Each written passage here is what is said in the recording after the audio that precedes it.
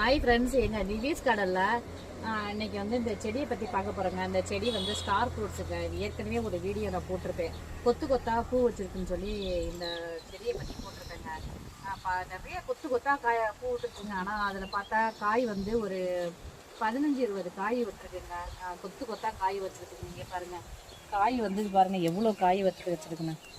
ஆனால் இதோடைய டேஸ்ட்டு புளிப்பாக இருக்குமா இனிப்பாக இருக்குமான்னு தெரியலை. காய் வந்ததுக்கு நல்லா பழுத்ததுக்கப்புறம் பார்ப்போம்.